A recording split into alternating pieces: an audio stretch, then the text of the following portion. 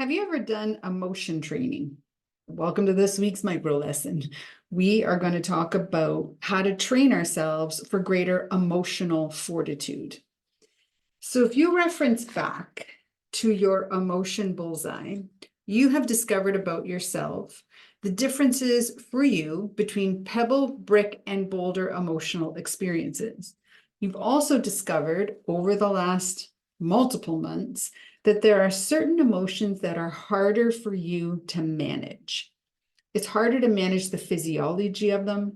It's harder to manage them getting in the driver's seat, grabbing the steering wheel, and impacting exactly how you're going to think and then behave. So when we think about training, emotion training, it's about putting ourselves intentionally in certain emotions and working on what it takes to manage that emotion. Here's an example. Fear, terror.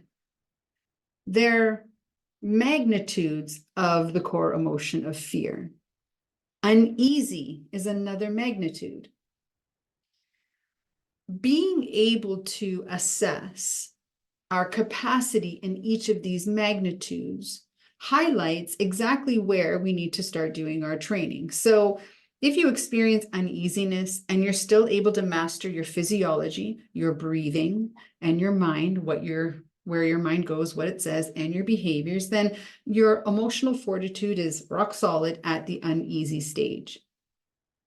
If at fear, you notice everything elevates, it's another step up of intensity and unpleasantness for energy and sensation.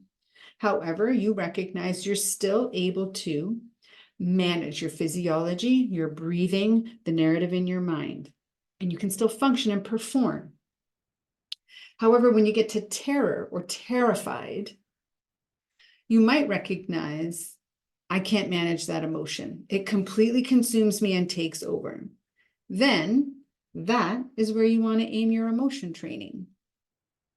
An example of emotion training would be to watch a scary movie, one that will elicit in you multiple times throughout the movie the feeling, the emotion of terror or terrified.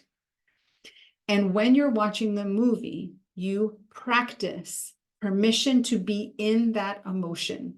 You practice managing your respiration rate, managing your mind and your thinking, and managing the fact that every emotion, especially bolder ones, have a very long build and climb. They go very high, like a roller coaster, a really high roller coaster.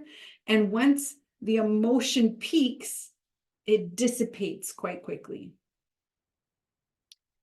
This kind of practice gets you game ready.